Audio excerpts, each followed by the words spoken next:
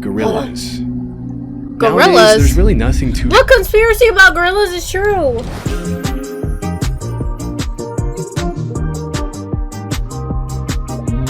Conspiracy theories that turned out to be true. This is gonna start off the spookiness. Missing Japanese citizens. One night in June 1978, a 22-year-old single mother of 2 kids named Yaiko Taguchi was working her usual shift in Tokyo, Japan's cabaret. Hi, Malachi. After finishing her shift right at around midnight, Yaiko left the cabaret through the front door and was never seen again. At first, nobody thought that anything serious had happened to Yaiko. In fact, several years later, her manager was questioned, and he claims that everyone thought she had quit when she failed to show up. At around that time, there had been rumors going around that several North Korean spies were working undercover in Japan looking to abduct innocent citizens and hold them as hostages back in North Korea. However, this was seen by the Japanese government as nothing more than a conspiracy theory that couldn't possibly be true. Sadly, the missing case of Yaiko went cold, and it wasn't until almost a decade later that a clue to her whereabouts emerged following a disturbing chain of events. In November 1987, as South Korea was preparing to host the Olympics in the capital city of Seoul, a Korean Airlines plane blew up in mid-air as it was flying over the Andaman Sea, taking the lives of 115 innocent people. During the investigation, it was revealed that 2 North Korean agents acting under direct orders from the North Korean government had planted a bomb in an overhead storage compartment before getting off at the first layover in Abu Dhabi. As the authorities were closing in on the 2 suspects, one of them took his life with a cyanide-laced cigarette, but the South Korean government was able to arrest the other agent responsible for the attack. During her interrogation, it was revealed that she had been training for that mission for 6 years, and that for 3 of them she had been paired with Yaiko Taguchi, who had taught her how to speak and act like a Japanese woman so she could fly under the radar. Wow. As it was later revealed, Yaiko wasn't the only woman who had been kidnapped by the North Korean government. As of today, 17 Japanese citizens have been officially confirmed by the Japanese government as having been abducted by North Korea from 1977 to 1983. Damn. Disturbingly, a lot of them were shamelessly kidnapped in the middle of the day and thrown on a boat to North Korea. You might think that the victims were involved in something shady that put them on the North Korean government's radar, but the investigations actually suggest that most of them were average citizens who just happened to be at the wrong place at the wrong time. One woman was captured while she was walking to a knitting class, and 2 others were kidnapped on a vacation to Europe. Another one, a 13-year-old girl, was taken as she was walking back home from school. Some of these victims were kidnapped for identity theft purposes, while others, like Yaiko, were forcefully brought to North Korea to teach the Japanese language and culture to North Korean spies. After the kidnappings were confirmed beyond the shadow of a doubt, the North Korean government had no choice but to come forward and apologize, but they claimed that only 5 of the 17 kidnapping victims were still alive. Over the next few years, the North Korean government would send what they would claim to be the cremated remains of some of the deceased victims back to Japan. However, as DNA testing would quickly reveal, pretty much all of the remains were fake, leading the Japanese government to believe that many more of the kidnapping victims were still alive. To this day, the North Korean government has stuck to its story, claiming that it has happened. It did happen. These are things that have actually happened that turned out to be true. So they had a conspiracy theory that there were North Korean spies kidnapping these innocent Japanese people, and it turns out they were true. Really fucking true. There were only 13 kidnapping victims, and that the ones who were still alive were sent back safely to Japan. Shockingly, while the Japanese government has officially confirmed 17 kidnappings, the list of potential victims suggests that the true number could be as high as 800. 800 is fucking crazy. 800 people? Heart attack gun.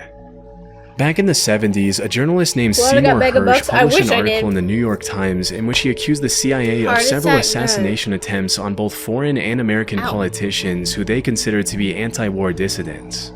Due to these allegations, the US Senate put the CIA under investigation for alleged covert action abuses, which resulted in the release of 14 reports on major abuses committed by the CIA, FBI, and NSA. The majority of the reports included accusations of crimes such as opening and resealing US citizens' private mail for several years and illegally surveilling Black Power activists. Although these claims are obviously pretty serious, they paled in comparison to one particular accusation or conspiracy theory which alleged that the CIA had developed a pistol that could fire a poison dart over 300 feet, take a person's life, and leave absolutely no trace as to the cause of death. As it was later revealed, they made a gun that they could shoot at somebody to cause them to have a heart attack. This theory turned out to be true, and the development of the poison dart gun was just one part of the program called MK Naomi, through which the CIA had sought to develop weapons for biological warfare. In 1975, William Colby, the CIA director at the time, had to testify in front of the committee that was investigating the agency. During questioning, he claimed that the CIA had developed a host of biological weapons as part of a plan to eliminate German leaders during World War II, but that their research had continued until well after the war. He also mentioned that the poison dart gun was almost completely silent on account of the battery that was housed inside the handle, and that it had been specifically designed for the target to feel nothing more than a mosquito bite when the dart struck. Interestingly, the agency had used this. Imagine you get hit with it and you think you just got bit by a mosquito, you gotta slap your arm, you see it's a dart, and then you die of a heart attack? Specific shellfish toxin to make it impossible for anyone to know what the cause of death was, leading forensic pathologists to believe that the victim had suffered an inexplicable heart attack. It wouldn't help pathologists that the dart was designed to melt inside the body so that it only left a small red mark where it entered the victim. Oh, never mind. So you can't even really fucking see it then. You can't even actually look at it and fucking see it. You just feel, it feels like a mosquito bite. And wow, that's fucking insane. That's insane as fuck. Wow. If the heart attack gun, as it was nicknamed, was ever used on anyone, the director alleged that it had only been used for experiments and that there were no records of actual use. They probably used it on real people. As part of the investigation, the CIA had to hand over the gun to the committee. And there are some pretty wild pictures of the committee members analyzing the gun as William Colby answers their questions about it. Normally, you'd expect to see something like the heart attack gun in a spy movie, and it's pretty wild to think that if they hadn't put it under investigation, they would have probably gotten away with using it for who knows what purposes. How much is one? Yo. It's also pretty crazy to think that if that's the kind of stuff they were developing back in the 70s, imagine the kind of technology back in the fucking... See, it's that sound! That sound is... Oh my god. How do I turn the fucking sound off? That sound plays every 5 seconds and it pisses me off. And it won't, like, I found the settings the other day, and I turned them on thinking that, like, fuck, virus, it's not a virus. It's not a virus, dude. It's just fucking, I turned on the sound, so I know it's something I did.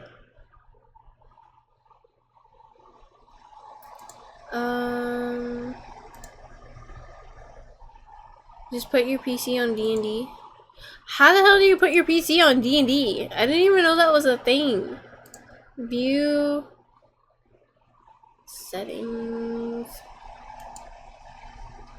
I didn't even know that was. You can put your PC on D&D. Okay, let me see if I see anything about sound though. Okay, family.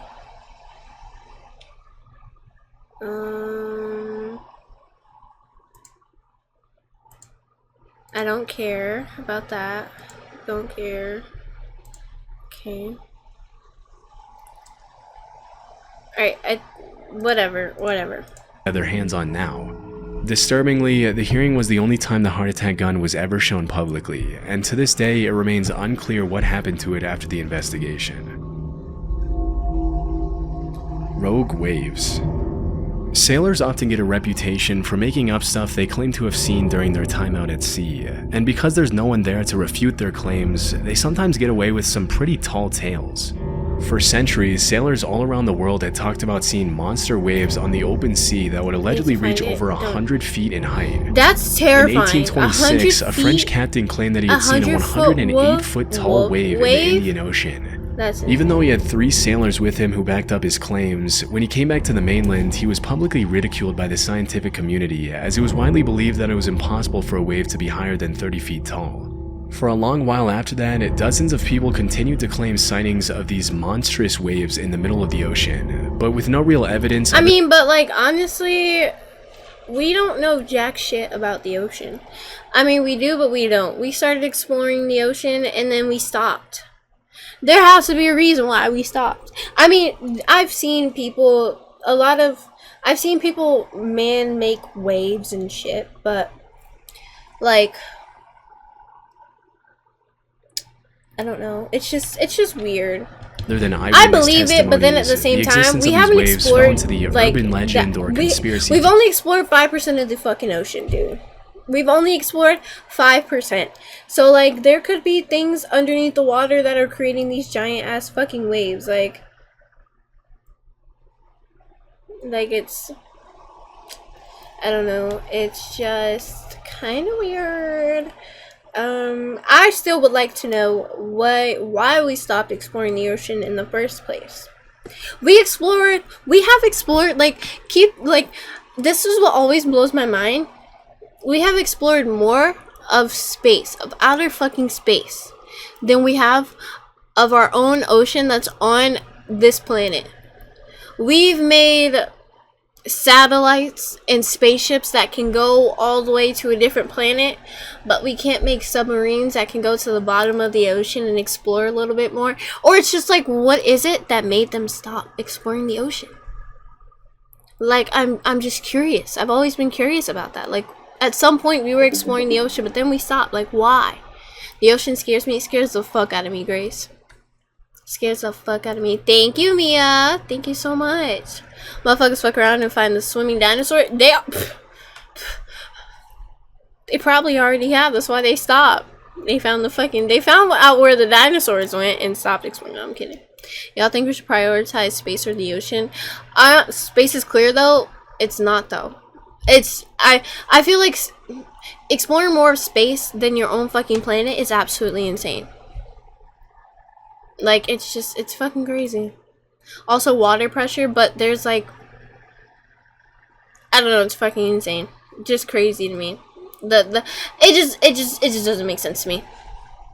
Theory category. I don't know. In the 80s and early 90s, there are demons in the water making waves. There's probably aliens in the fucking in space and in the sky. As part of the protocol that was carried out to see if the platform was stable enough to withstand the rough seas, a wave height recorder was installed on the platform.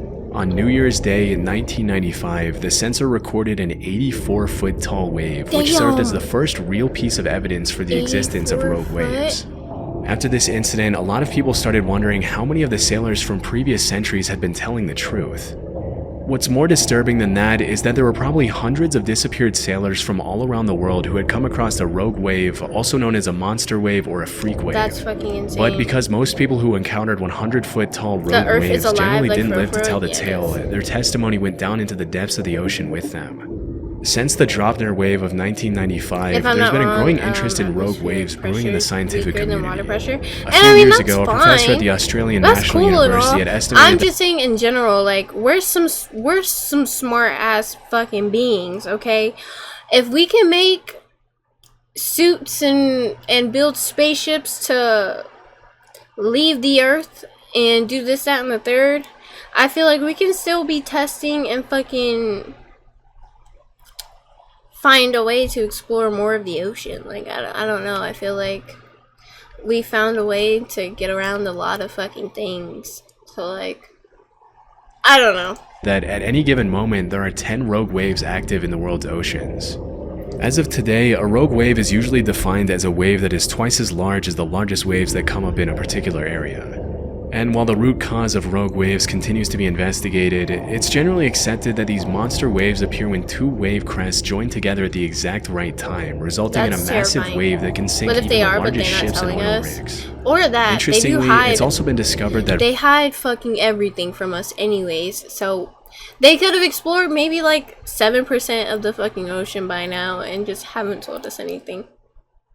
We've also polluted so much of our ocean, like, let's focus on improving that. Perhaps literally. How about let's fucking focus on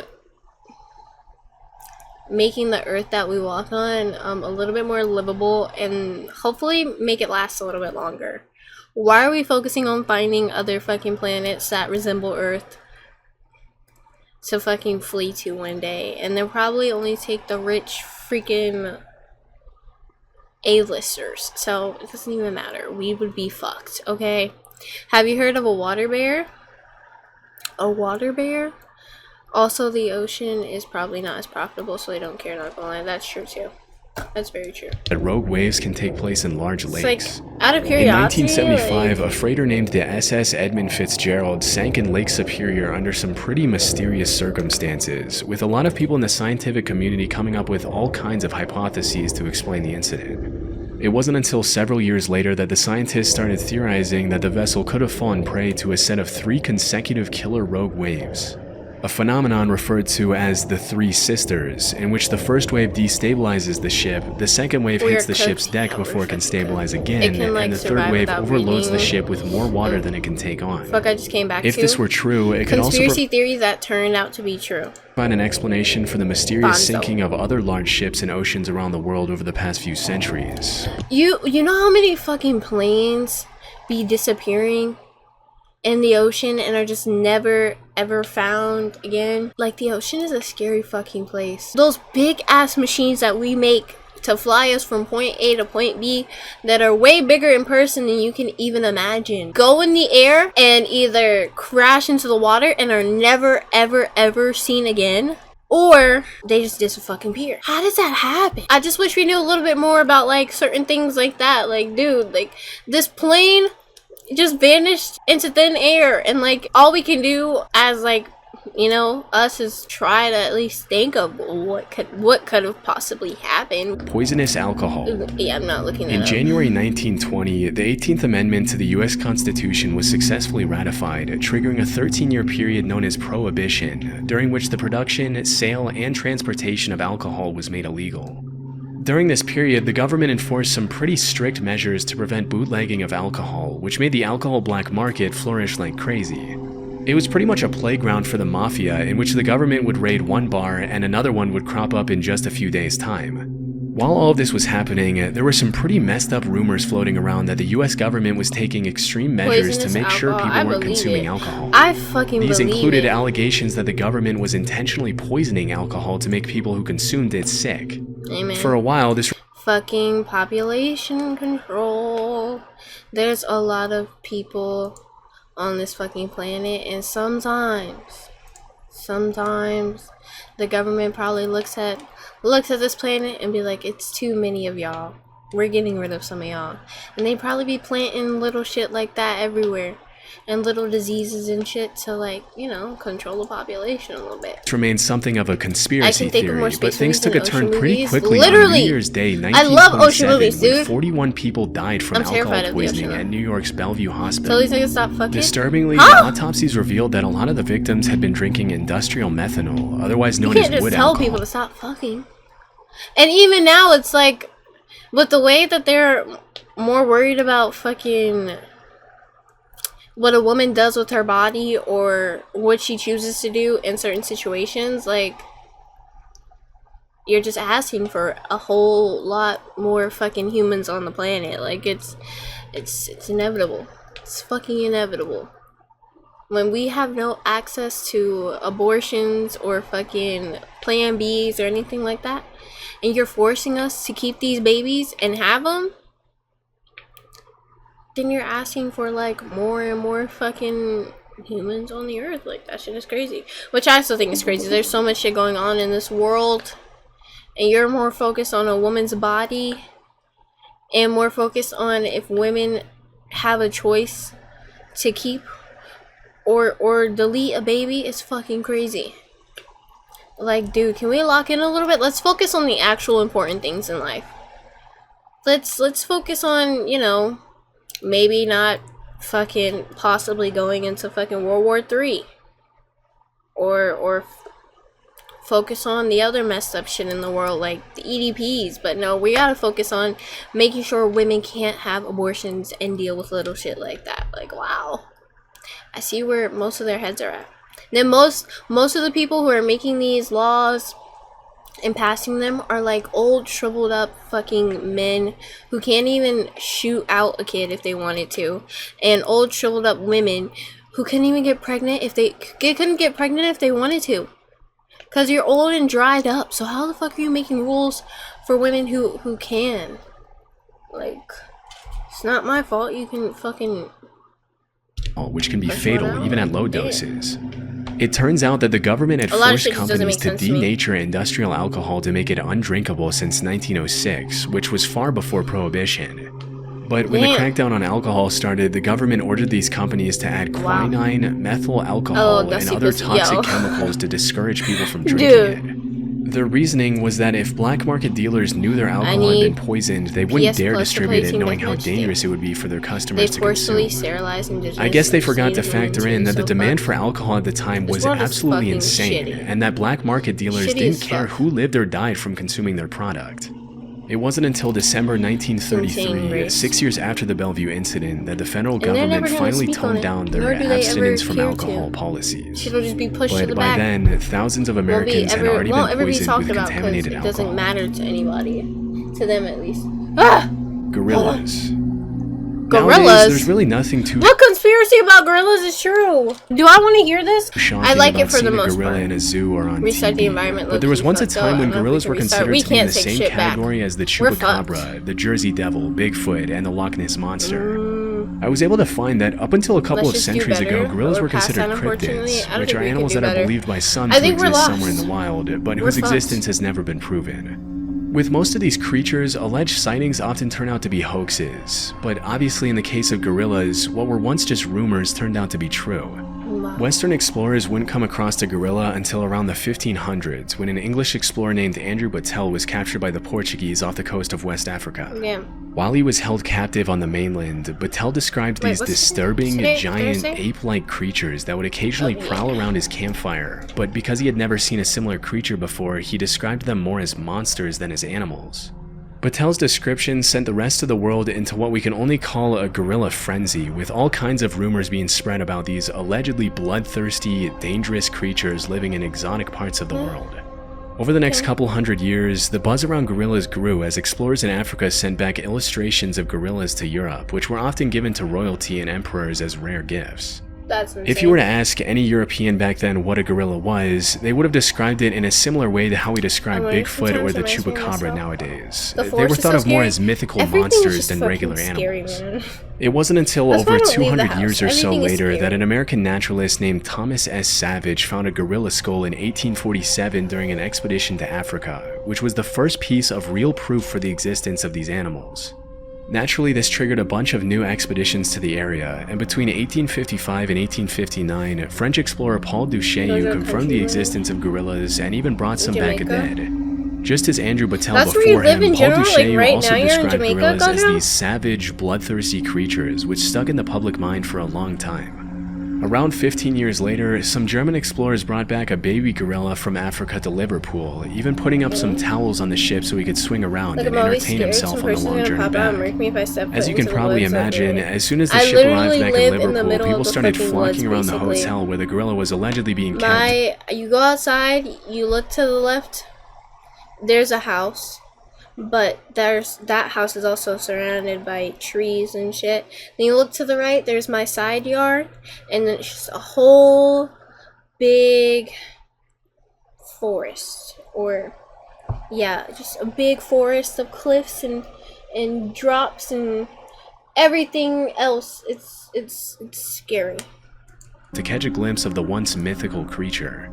To the public's dismay, Pongo the gorilla wasn't the massive, violent monster they had Pongo? thought, but rather a cute little 2-year-old Aw, gorilla who Pongo's loved to play with cute. dogs. A few years later, in Pongo's 1902, a German adorable. explorer named Robert von Beringe killed 2 mountain gorillas, which were huge in comparison to the baby gorilla that the You guys- previous no, German no, it's explorers just- had brought back. So the way my house is set up, it's my house, and we have a side yard, and then there's more houses down there, but there's like a big patch of woods in between, and then on the left side there's a house right next door, but their house is also surrounded by woods. There's a house in front of me, but it's like all of our houses, like the neighborhood is like in the middle of the woods, if that makes sense. But like we have houses and shit near everybody, like we're near people, but our houses are just in the middle of fucking nowhere, if that makes sense. I could take that shit in a fight easy. No, you could not, JCW. And that was really the first time the public was able to understand what a full-size not, adult Gojo. gorilla looked like. It's pretty crazy to think that at They're some not. point these animals that we now see as normal were 'Cause they once don't seen as have legendary monsters. Kids. Interestingly, if you really look at the research, there are a ton of other animals that we now take for granted that were once brushed off as hoaxes, including kangaroos, platypuses, giant squids, and Komodo dragons. I'm too scary for that. With so many of these myths turning out to be true, it really makes you wonder how many animals are out there that we have no idea even exist. Fucking a lot.